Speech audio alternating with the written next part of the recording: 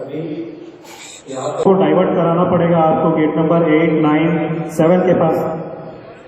Mobile post हवाई अड्डा से दाहिने मुड़कर VIP होते हुए फुलवारी शरीफ और जगदेव पथ की तरफ मोड़ दी जाएगा।